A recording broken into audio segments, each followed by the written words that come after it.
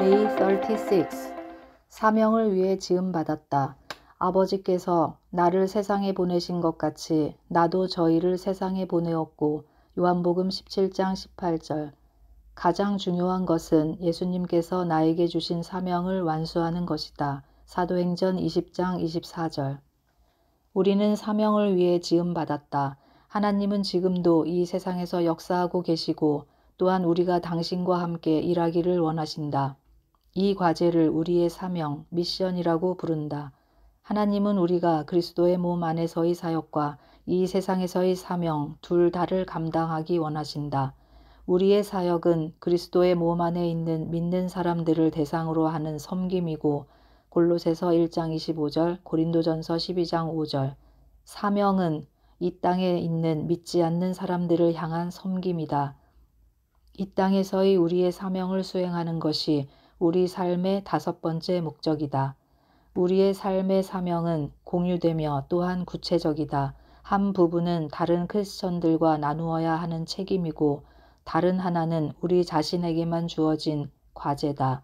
다음 장들을 통해 이 두 가지를 모두 살펴보기로 하자. 영어 단어 사명, 미션은 라틴어 보내다, 샌딩에서 유래되었다. 크리스천이 되는 것은 예수 그리스도를 대표해서 이 땅에 보내지는 것을 포함한다. 예수님은 아버지께서 나를 보내신 것 같이 나도 너희를 보내노라. 요한복음 20장 21절에 말씀하셨다. 예수님은 이 땅에서의 당신의 사명을 명확하게 이해하셨다. 12살 때 예수님은 나는 아버지의 일을 해야 한다. 누가복음 2장 49절에 말씀하셨고 21년 후 십자가에서 돌아가시면서 다 이루었다. 요한복음 19장 30절에 말씀하셨다. 책의 앞뒤 부분처럼 이 두 문장은 목적을 따라 올바르게 산 삶의 모습을 한눈에 보여준다. 예수님은 아버지께서 주신 사명을 완수하신 것이다. 예수님이 이 땅에서 가지고 계셨던 사명은 이제 우리의 것이다. 우리가 그리스도의 몸이기 때문에 그분이 육신을 입고 하신 일을 우리는 그분의 영적인 몸인 교회로 계속 이어나가야 한다. 그 사명은 무엇인가? 사람들에게 하나님을 알리는 것이다. 성경은 이렇게 말한다. 그리스도는 우리를 그의 적에서 친구로 바꾸셨고 다른 사람들도 그의 친구가 되게 하는 사명을 우리에게 주셨다. 고린도후서 5장 18절. 하나님은 사람들을 사탄으로부터 구원해 당신과 화해하고 우리를 창조하신 5가지 목적을 우리가 성취하기를 바라신다. 그 목적은 하나님을 사랑하고 하나님의 가족이 되며 하나님을 닮아가고 하나님을 섬기며 다른 사람들에게 하나님을 전하는 것이다. 우리가 그분의 것이 되면 하나님은 우리를 통해 다른 사람들에게 다가가신다. 그분은 우리를 구원하셨고 그리고 우리를 보내신 것이다. 성경은 이렇게 말한다. 우리가 그리스도를 대신하여 사신이 되어 고린도후서 5장 20절. 우리는 하나님의 사랑과 목적을 세상에 전하는 메신저이다. 우리의 사명의 중요성. 이 땅에서 우리의 사명을 완수하는 것은 하나님의 영광을 위해 사는 것의 본질적인 부분이다. 성경은 우리의 사명이 왜 중요한지에 관해 몇 가지 이유를 제시한다. 우리의 사명은 이 땅에서 예수님의 사명을 계속 이어가는 것이다. 그분의 제자들로서 우리는 예수님이 시작하신 것을 이어가야 한다. 그분은 우리를 오라고 부르실 뿐만 아니라 당신을 위해 가라고 말씀하신다. 우리의 사명은 너무 중요해서 예수님이 5번이나 반복해서 5가지 방법으로 성경의 5책에 말씀하셨다. 마태복음 28장 19절에서 20절, 마가복음 16장 15절, 누가복음 24장 47절, 요한복음 20장 20절, 사도행전 1장 8절. 마치 이렇게 말씀하시는 것 같다. 나는 너희가 정말로 이것을 이해하기 원한다. 예수님이 주신 이 5가지 사명을 연구하면 이 땅에서의 우리의 사명에 대해 구체적으로 알게 될 것이다. 언제 어디서 왜 그리고 어떻게 이 사명을 감당해야 할 것인지 알게 될 것이다. 지상명령 The Great Commission에서 예수님은 말씀하셨다. 그러므로 너희는 가서 모든 족속으로 제자를 삼아 아버지와 아들과 성령의 이름으로 세례를 주고 내가 너희에게 분부한 모든 것을 가르쳐 지키게 하라. 볼지어다 내가 세상 끝날까지 너희와 항상 함께 있으리라 하시니라. 마태복음 28장 19절에서 20절. 지상 명령은 목사들이나 선교사들에게만 주어진 것이 아니고 예수님을 따르는 모든 사람들에게 주어진 것이다. 이것이 대제한 더 그레이트 서제션이 아니라는 것을 기억하라. 우리의 사명은 선택할 수 있는 것이 아니고 하나님의 가족이라면 반드시 해야 하는 것이다. 우리는 어쩌면 하나님이 우리에게 주변에 있는 믿지 않는 사람들에 대한 책임을 맡기신 것을 인식하지 못하고 있을 수도 있다. 성경은 이렇게 말한다. 내가 악한 사람을 향해 너는 반드시 죽을 것이다 라고 말하면 너는 그대로 그에게 경고해야 한다. 만일 그렇게 하지 않으면 그 악한 사람은 자기의 죄 때문에 죽겠지만 나는 그 사람이 죽는 것에 대한 책임을 너에게 물을 것이다. 에스겔 3장 18절. 우리가 어떤 사람들에게는 그들이 알고 있는 유일한 크리스천일 수도 있다. 우리의 사명은 그들에게 예수님에 대해 이야기해 주는 것이다. 우리의 사명은 위대한 특권이다.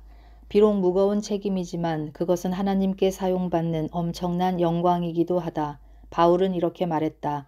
모든 것이 하나님께로 났나니 저가 그리스도로 말미암아 우리를 자기와 화목하게 하시고 또 우리에게 화목하게 하는 직책을 주셨으니 고린도후서 5장 18절. 우리의 사명은 두 가지 큰 특권을 포함하고 있다. 하나님과 함께 일하는 것과 하나님을 대표하는 것이다. 우리는 하나님의 나라를 건설하는데 그분의 파트너가 된다. 바울은 우리를 동력자라고 불렀고 우리가 하나님과 함께 일하는 자로서 라고 말했다. 고린도후서 6장 1절. 예수님은 우리를 구원하셨고 가족으로 맞아주셨으며 우리에게 성령을 주셨고 우리를 이 땅에서 당신의 대리자로 삼으셨다. 성경은 이렇게 말한다. 그러므로 우리는 그리스도를 대신하여 일하는 대사입니다. 하나님께서는 우리를 시켜 여러분을 권하십니다. 이제 그리스도를 대신하여 여러분에게 권합니다. 하나님과 화목하십시오. 고린도후서 5장 20절. 영원한 삶을 소유할 수 있는 방법을 이야기해 주는 것은 다른 사람을 위해 할 수 있는 가장 위대한 일이다. 만일 우리의 이웃이 암이나 에이즈에 걸렸고 우리가 그 치료법을 알고 있다면 생명을 구할 수 있는 정보를 숨기는 것은 범죄가 될 것이다. 이보다 더 나쁜 것은 용서, 목적, 평화, 그리고 영생으로의 길을 비밀로 하는 것이다. 우리는 세상에서 가장 좋은 소식을 알고 있고 이를 나누는 것은 다른 사람들에게 베풀 수 있는 가장 큰 친절이다. 한 가지 문제점은 오랫동안 크리스천으로서 산 사람들은 그리스도가 없는 삶이 얼마나 절망적인지 잊고 있다는 것이다. 우리는 모든 사람이 예수님을 필요로 한다는 것을 기억해야 한다. 사람들이 얼마나 성공적이고 만족스러운 삶을 사는 것처럼 보이든 그렇지 않든 누구나 다 예수님을 필요로 한다. 그리스도가 없이는 그들은 절망 속에서 길을 잃고 하나님과 영원히 분리되어 살게 될 것이다. 성경은 이렇게 말한다. 다른 이로서는 구원을 얻을 수 없나니 천하 인간의 구원을 얻을 만한 다른 이름을 우리에게 주신 일이 없음이니라 하였더라. 사도행전 4장 12절. 모든 사람에게는 예수님이 필요하다. 우리의 사명은 영원한 중요성을 갖는다. 그것은 다른 사람들의 영원한 운명에 영향을 끼칠 것이다. 그래서 이 사명은 그 어떤 직업, 성취, 그리고 우리가 이 땅에서 이루게 될 어떤 목표보다 중요하다. 우리의 사명에 대한 결과는 영원히 남을 것이다. 다른 사람들이 하나님과 영원한 관계를 맺도록 도와주는 것보다 더 중요한 일은 없다. 이것이 우리가 우리의 사명을 서둘러 수행해야 하는 이유다. 예수님은 이렇게 말씀하셨다. 때가 아직 낮임에 나를 보내신 이의 일을 우리가 하여야 하리라. 밤이 오리니 그때는 아무도 일할 수 없느니라. 요한복음 9장 4절. 우리의 삶에서 사명을 수행할 시간이 계속 줄어들고 있다. 그러니 더 이상 단 하루도 지체해서는 안 된다. 지금 당장 다른 사람들에게 손을 내밀라. 우리가 예수님께로 돌아오게 한 사람들과 함께 영원한 축제를 즐길 수 있다. 하지만 그들에게 다가갈 수 있는 시간은 이 땅에 있는 시간으로 한정되어 있다. 이것은 우리가 전임 사역자가 되기 위해 직업을 바꾸어야 한다는 의미가 아니다. 하나님은 우리가 어디에 있든 복음을 나누기를 원하신다. 우리가 학생, 어머니, 유치원 선생님, 영업사원, 매니저 또는 그 외의 어떤 일을 하든 우리가 가는 길 위에서 복음을 나눌 수 있도록 하나님이 보내주신 사람들을 끊임없이 찾아야 한다. 우리의 사명은 삶의 의미를 부여한다. 윌리엄 제임스는 이렇게 말했다. 우리의 삶을 가장 잘 사용하는 방법은 삶보다 오래 남을 수 있는 일에 사용하는 것이다. 그토록 오래 남는 것은 하나님 나라뿐이다. 그 밖의 모든 것은 결국 사라질 것이다. 그래서 우리는 목적이 이끄는 삶을 살아야 한다. 예배, 교제, 영적인 성장, 사역, 그리고 이 땅에서의 사명에 헌신된 삶을 살아야 한다.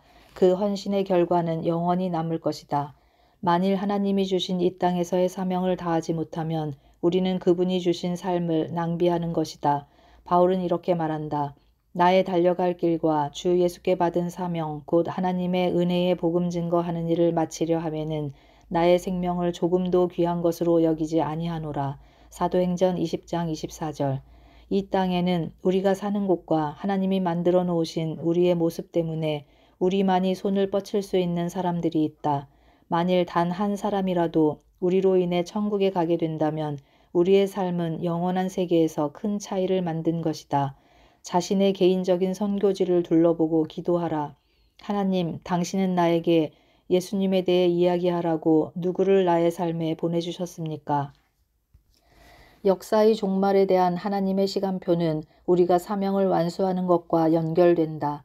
예수님의 재림과 세상의 종말에 대한 관심은 날로 높아지고 있다. 그것이 언제 일어날 것인가? 예수님이 하늘로 올라가시기 바로 전에 제자들은 이 질문을 했고 예수님의 대답은 놀라웠다. 예수님은 이렇게 말씀하셨다. 가라사대 때와 기한은 아버지께서 자기의 권한에 두셨으니 너희의 알 바 아니요. 오직 성령이 너희에게 임하시면 너희가 권능을 받고 예루살렘과 온 유대와 사마리아와 땅끝까지 이르러 내 증인이 되리라 하시니라. 사도행전 1장 7절에서 8절. 제자들이 예언에 대해 이야기하고 싶어 할 때 예수님은 재빨리 화제를 전도로 돌리셨다. 예수님은 제자들이 이 땅에서의 사명에 집중하기를 원하셨다. 예수님은 나의 재림에 대한 구체적인 사항들은 너희가 신경 쓸 것이 아니다. 너희가 관심을 두어야 하는 것은 내가 너희에게 준 사명이다. 그것에 집중하라고 강조하여 말씀하셨다. 예수님이 다시 오실 시간을 추측하는 것은 공허한 짓이다. 예수님은 말씀하신다. 그러나 그 날과 그 때는 아무도 모르나니 하늘의 천사들도 아들도 모르고 오직 아버지만 아시느니라. 마태복음 24장 36절. 예수님도 그 날짜와 시간을 모른다고 말씀하셨는데 왜 우리가 그것을 알아내려고 노력해야 하는가? 우리가 확실히 아는 사실은 바로 이것이다. 모든 사람들이 복음을 듣기까지는 예수님이 재림하시지 않을 것이다. 예수님은 이 천국 복음이 모든 민족에게 증거되기 위하여 온 세상에 전파되리니 그제야 끝이 오리라. 마태복음 24장 14절에 말씀하셨다. 예수님이 더 빨리 재림하시기를 바란다면 예언을 분석하는 데 시간을 낭비하지 말고 사명을 수행하는 데 집중하라. 우리는 사명을 수행하면서 방해를 받고 샛길로 새기가 쉽다. 이는 사탄이 우리가 믿음을 따라 행동하는 것을 무조건 막을 것이기 때문이다. 사탄은 우리가 누군가를 천국으로 인도하지 않는 한 모든 좋은 일들을 하게 내버려 둘 것이다. 하지만 우리가 사명에 대해 진지해지는 순간 사탄은 온갖 종류의 방해 요소를 만들 것이다. 그런 일이 생길 때 예수님의 말씀을 기억하라. 누구든지 쟁기를 잡고 뒤를 돌아보는 사람은 하나님 나라에 알맞지 않다. 누가복음 9장 62절. 사명을 완수하기 위해 치러야 하는 대가. 사명을 완수하려면 우리의 목표를 버리고 우리의 삶에 대한 하나님의 계획을 받아들여야 한다. 그것을 그저 우리가 삶을 통해 하고 싶은 모든 일들에 가져다 붙여서는 안 된다. 우리는 예수님처럼 내 원대로 마옵시고 아버지의 원대로 되기를 원하나이다 라고 말해야 한다. 누가복음 22장 42절. 우리의 권리, 기대, 꿈, 계획 그리고 야망을 모두 그분에게 양보해야 한다. 하나님, 제가 하는 일들이 잘 되게 해주세요 라는 이기적인 기도는 그만하고 당신이 기뻐하시는 일을 하도록 도와주세요 라고 기도하라. 우리의 서명이 있는 백지를 하나님께 내밀고 나머지 구체적인 것들을 채워달라고 말하자. 성경은 이렇게 말한다. 또한 너희 지체를 불의의 병기로 죄에게 드리지 말고 오직 너희 자신을 죽은 자 가운데서 다시 산 자와 같이 하나님께 드리며 너희 지체를 의의 병기로 하나님께 드리라. 로마서 6장 13절. 만일 우리가 어떤 대가를 치르더라도 우리의 사명을 완수하는 데 헌신한다면 우리는 사람들이 거의 경험하지 못하는 방법으로 하나님의 복을 경험할 것이다. 하나님의 왕국을 섬기는 일에 헌신한 사람들을 위해서 하나님이 해주시지 않을 일은 거의 없다. 예수님은 이렇게 약속하셨다. 너희는 먼저 그의 나라와 그의 의를 구하라. 그리하면 이 모든 것을 너희에게 더하시리라. 마태복음 6장 33절. 예수님을 위해 한 사람 더. 나의 아버지는 50년 이상 목사로 사역하셨고 대부분 시골 중소도시의 교회를 섬기셨다. 아버지는 평범한 설교자셨지만 사명감을 가진 분이셨다. 아버지가 가장 애착을 보이신 것은 자원봉사자들과 함께 해외에 작은 교회 건물을 지어주는 일이었다. 아버지는 평생 동안 전 세계에 150개 이상의 교회를 지으셨다. 2년 전 아버지는 암 선고를 받으셨다. 이 땅에서의 마지막 일주일 동안은 거의 24시간을 의식이 반밖에 없는 상태로 깨어 계셨다. 아버지는 꿈을 꾸시면서 그 꿈에 대해 크게 말씀하시곤 했다. 침대 곁에서 그 꿈에 대해 듣는 것만으로도 나는 아버지에 대해 많은 것을 알게 되었다. 아버지는 교회 건축 사업을 하나하나 회상하셨다. 아버지가 숨을 거두실 무렵 나와 아내와 조카는 아버지 곁에 있었다. 아버지는 갑자기 생기가 돌아오셨고 침대에서 일어나려고 하셨다. 물론 아버지는 너무 약하셨기 때문에 아내는 아버지를 다시 눕혀드렸다. 하지만 아버지는 계속 침대에서 일어나려고 애쓰셨고 그래서 아내는 이렇게 여쭤보았다. 아버지, 뭘 하고 싶으세요? 아버지는 이렇게 대답하셨다. 예수님을 위해 한 명을 더 구해야 해. 예수님을 위해 한 명을 더 구해야 해. 예수님을 위해 한 명을 더 구해야 해. 아버지는 계속 반복하셨다. 그 후 1시간 동안 아버지는 그 말을 100번 정도 하셨다. 예수님을 위해 한 명을 더 구해야 해. 나는 눈물을 흘리며 아버지의 믿음에 대해 하나님께 감사했다.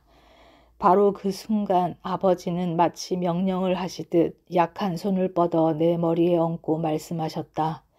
예수님을 위해 한 명을 더 구해라. 예수님을 위해 한 명을 더 구해라. 나는 그것을 내 남은 삶의 주제로 삼을 것이다. 당신에게도 그것을 삶의 초점으로 고려해 볼 것을 권한다. 왜냐하면 이보다 영생을 위해 더 좋은 것은 없기 때문이다. 만일 우리가 하나님께 쓰임받기를 원한다면 하나님이 관심을 두시는 것에 관심을 가져야 한다. 그분이 가장 관심을 두시는 것은 당신이 창조하신 사람들의 구원이다. 하나님은 잃어버린 자녀들을 찾기 원하신다. 이보다 하나님께 더 중요한 것은 없다. 십자가가 그것을 증명한다. 나는 우리가 예수님을 위해 한 사람 더 찾으려고 항상 노력하기를 기도한다. 그러면 우리가 하나님 앞에 서게 되는 날 우리는 임무완수라고 말할 수 있게 될 것이다.